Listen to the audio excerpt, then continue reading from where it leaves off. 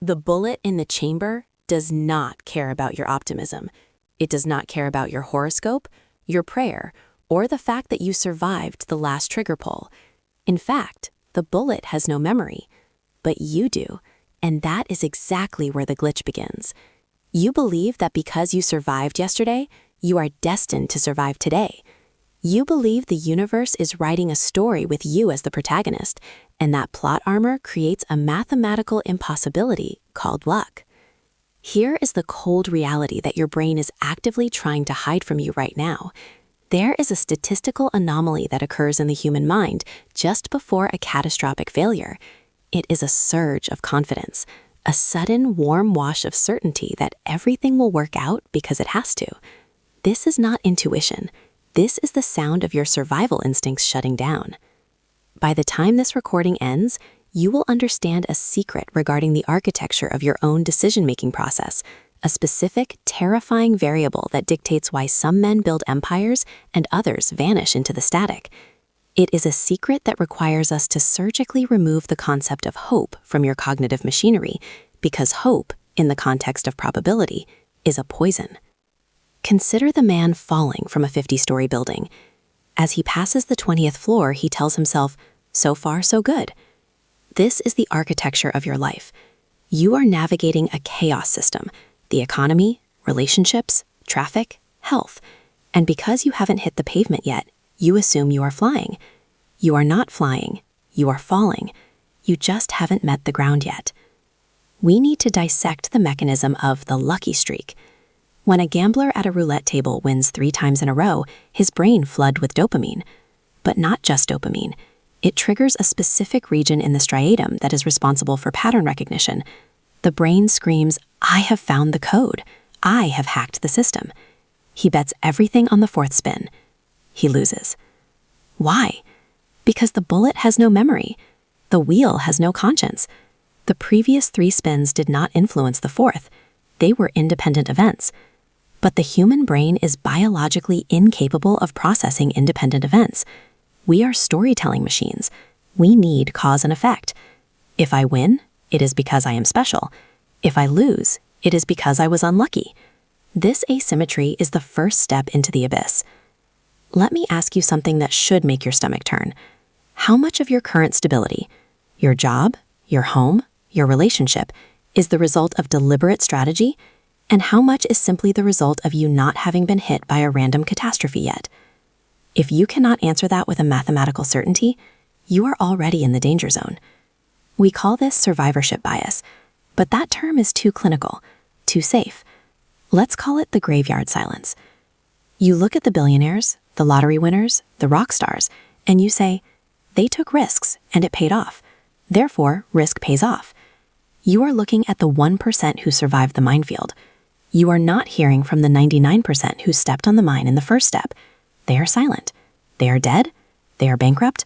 They are erasing themselves from the dataset. When you trust luck, you are praying to a god that is actually a wood chipper. The psychology of luck is rooted in the ego's refusal to accept insignificance. To accept that the universe is chaotic and entropic is terrifying. It means you are small. It means you are vulnerable. So you invent a shield. You call it luck. You wear it like armor, but it is made of paper. Let's go deeper into the neuroscience of this delusion. There is a concept known as the illusion of control. In a study, subjects were asked to roll dice. When they wanted a high number, they threw the dice hard. When they wanted a low number, they threw the dice gently. Think about the insanity of that. The force of the throw has zero correlation to the numerical outcome of a tumbling cube. Yet highly intelligent adults believe, subconsciously, that their intention can bend physics. You do this every day. You drive faster than you should because you feel sharp. You skip the insurance because you feel healthy.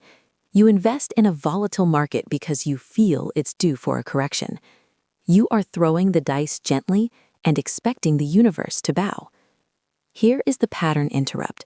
Stop listening to the sound of my voice and listen to the silence in your room. If a random number generator selected a number between 1 and 1 billion right now, and that number determined your date of death, would you feel safe? No, because that is raw probability. But when you navigate life, you assume the number generator is rigged in your favor. Why? The answer lies in the dopamine prediction error. When you get something you didn't earn, a lucky break, your brain releases significantly more dopamine than if you had worked for it. Finding a $100 bill on the street feels better than earning $100 at work. Why? Because it's free energy. It's a caloric surplus without expenditure. Your primal brain loves luck. It is addicted to the path of least resistance. This addiction creates a learned helplessness. If you rely on luck to solve your problems, your problem-solving muscles atrophy. You become a passenger in your own vehicle, and eventually, the road turns. There is a terrifying calmness in the eyes of the man who has surrendered to fate. You see it in the eyes of addicts and extreme gamblers. It is a look that says, I am not responsible for what happens next. This is the ultimate abdication of the self. It is a return to the womb. It is the desire to be taken care of by the cosmos. But the cosmos is indifferent. The cosmos is a meat grinder. Let's dismantle the just world hypothesis. This is the cognitive bias that tells you good things happen to good people and bad things happen to bad people. If you trust your luck, you implicitly believe you are a good person and therefore deserve a positive outcome. This is magical thinking. A virus does not care if you donate to charity. A market crash does not care if you are kind to your mother. Probability is the only true judge, and it is blind. When you say, I'm feeling lucky, what you are actually saying is, I am ignoring the variables I cannot control and choosing to focus on a fantasy where the outcome is guaranteed. It is a hallucination. Now, we must discuss the hot hand fallacy. This is the belief that a streak validates the future. If you make 3 baskets in a row, you think you have the hot hand. Statistically, your probability of making the 4th shot is exactly the same as your baseline average. There is no fire. There is no heat.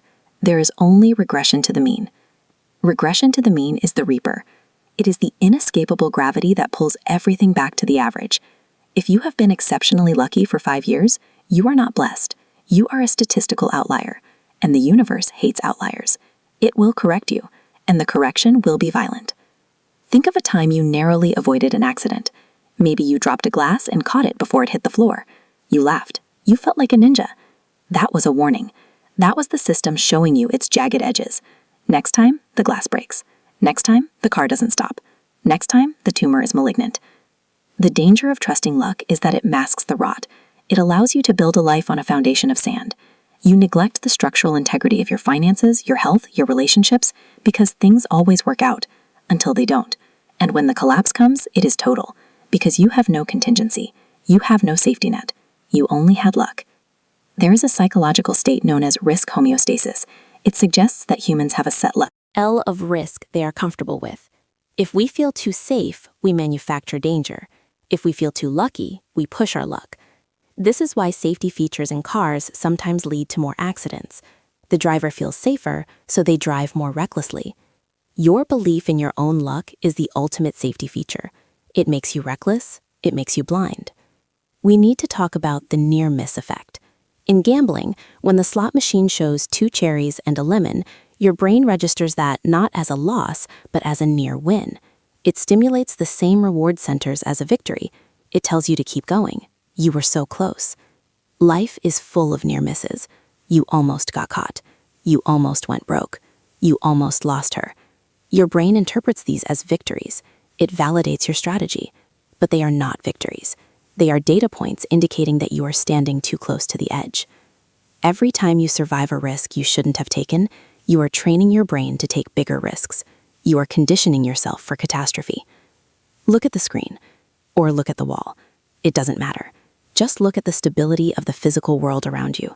Gravity is constant. The speed of light is constant. Thermodynamics is constant. These are laws. Luck is the violation of law. Luck is the anomaly. To build a life strategy on the hope for anomalies is a form of insanity. The most successful predators in nature do not rely on luck.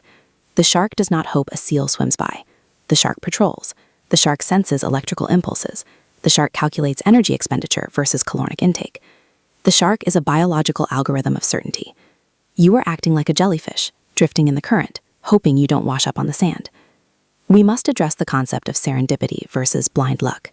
Serendipity is finding value in something you weren't looking for, but you were looking. You were active. You were moving. Blind luck is finding value while you are sleeping. The former is a skill. The latter is a trap. The history of warfare is littered with generals who trusted their luck. Napoleon, Hitler. They pushed into the Russian winter because they believed in their own destiny. They believed the universe was on their side. The winter did not care.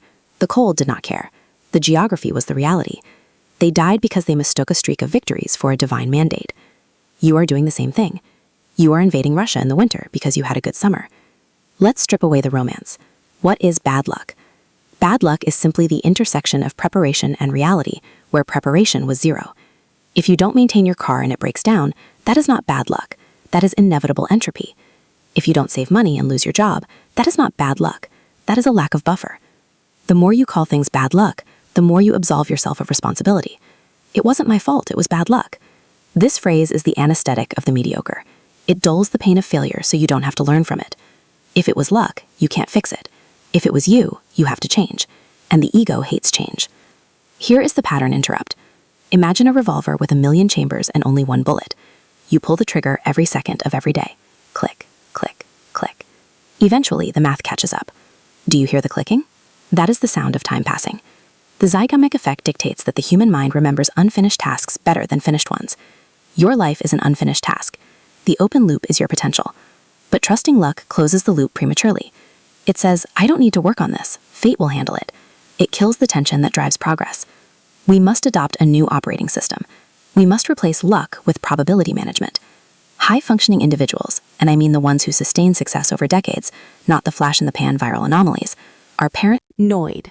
They are obsessively paranoid. They assume everything that can go wrong will go wrong. This is Murphy's Law, but applied as a lifestyle. They do not trust the green light. They look both ways. They do not trust the contract. They read the fine print. They do not trust the handshake. They check the background.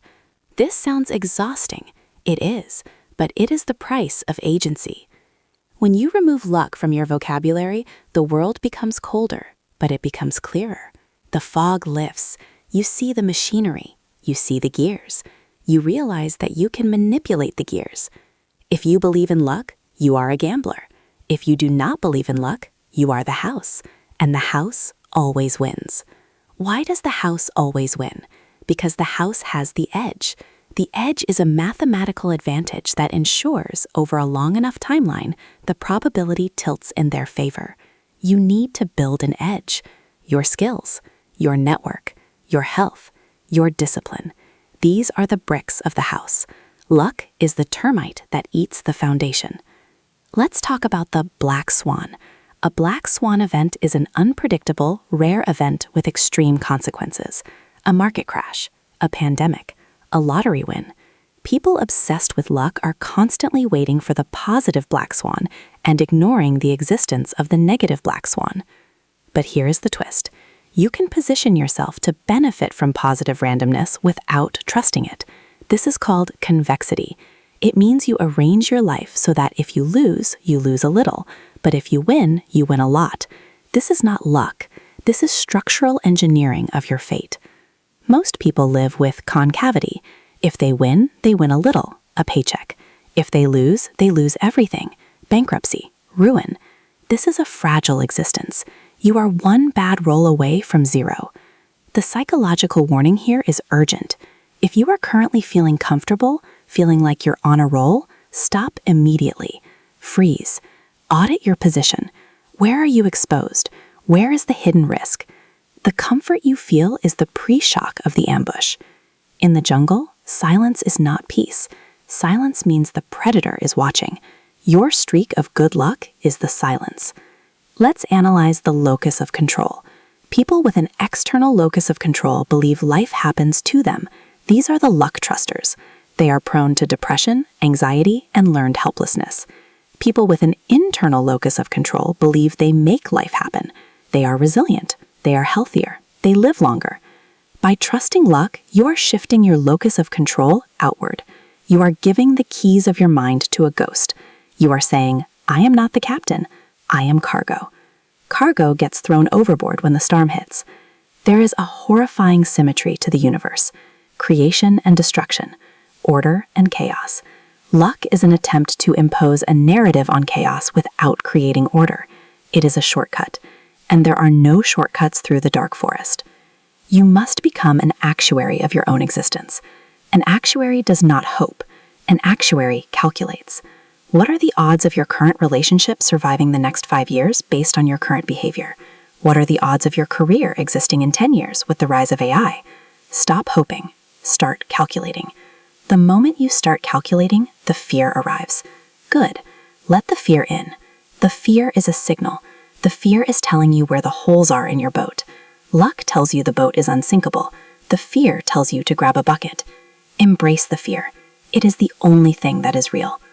We are approaching the revelation, the secret I promised you. The brain has a mechanism called the interpreter. It is in the left hemisphere. Its job is to make sense of the world even when the world makes no sense. It confabulates. It lies. It invents luck to explain randomness. But there is a way to bypass the interpreter. It is called radical acceptance. Radical acceptance. C is the understanding that the universe owes you nothing. Not a win, not a break, not a tomorrow. When you accept that you are owed nothing, every breath becomes a strategic asset. You stop waiting for the cavalry. You realize you are the cavalry. The secret is this: luck creates a debt. Every time you get lucky, you accrue a psychological debt. You feel, deep down, that you didn't earn it. This creates imposter syndrome. It creates a fragile ego that is terrified of being exposed. You spend your energy hiding the fact that you are just lucky, rather than spending your energy becoming good. The debt eventually comes due.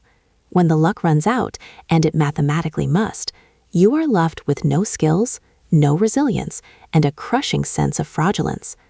This is the collapse. This is the midlife crisis. This is the despair. But if you stop trusting luck right now, if you declare bankruptcy on your hope, if you decide that from this second forward, nothing enters your life unless you drag it in by the throat, then you become dangerous. You become a force of nature. You stop being a variable in someone else's equation, and you become the constant. The open loop is closing. The paradox is resolved. You do not need luck. You need the terrifying, cold, heavy burden of absolute responsibility. Pick it up. The weight will crush the weak. But you are not weak. You are just asleep. Wake up. The chamber is empty. You have to load the bullet yourself. And you have to aim. Do not miss.